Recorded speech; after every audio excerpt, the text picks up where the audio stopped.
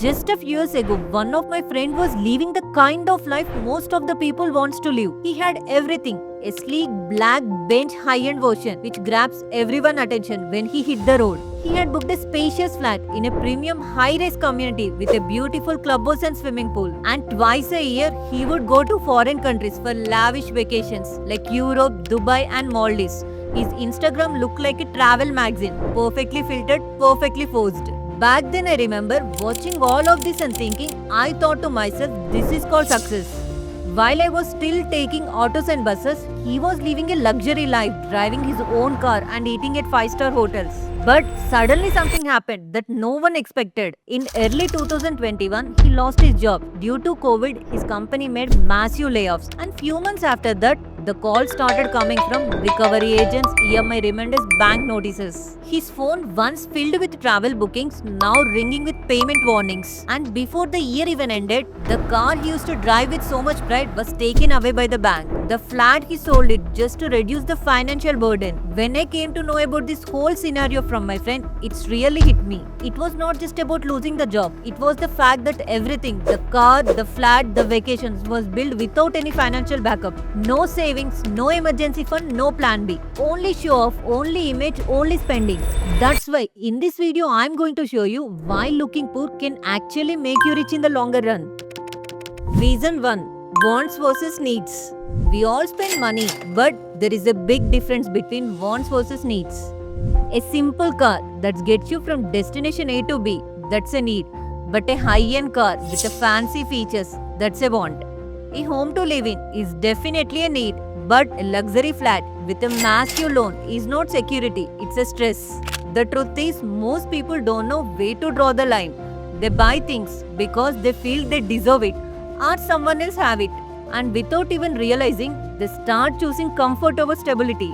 It may look like success from the outside, but inside, life feels heavy. And one unexpected expense like a medical emergency, a job loss, or a family crisis can shake the whole thing. Reason 2. Lifestyle overload. When people start earning more, they start spending more. They spend on like weekend pub visits, buying new clothes, food delivery almost every day. And it feels good, even it feels normal, because people around us doing the same thing. And then comes the month end, your bank balance almost zero, not because of one big expense, but because of multiple small spendings. At first, it becomes normal, but over the time, it becomes your routine. You feel awkward to say no to dinner plans. You feel pressured to buy new things, so you keep on spending. And the worst part is, there is nothing left to save. No emergency fund, no buffer, no plan B. That's what lifestyle overload does. It makes you feel of success, but it takes away the freedom from you. Reason 3. The more you get, the less it satisfies. Think about the last time you bought something new. Maybe a phone, a watch, or a pair of sneakers. At first it felt great. You used it more, showed it to many people, and even felt much exciting. But a few days later, that excitement fades. It's just become normal, like other thing you own. This is what called hedonic treadmill. Means the more you buy, the faster your mind gets used to it. Soon it does not feel special anymore, and what make you happy yesterday does not feel like enough today. You upgrade your phone, then you see someone else has the newer one. You buy a new smart TV, then you notice your friend's screen is bigger and louder. You go on a small vacation, then you see someone else posted a photo from Europe. Suddenly you feel behind, so you want to spend again. Not because you need something, but because you want to feel same excitement again, but it never lost. Reason 4. Simplicity attracts the right people. We often think that if we look successful, people will respect us more. The clothes, the phone, the lifestyle will make others value us. But here is the truth. The harder you try to look rich, the more you attract the people who care only about image, not about you. For example, if you go dinner with friends, the bill comes 10,000. You did not even enjoy the food. But to stay in that group, you have to spend on that.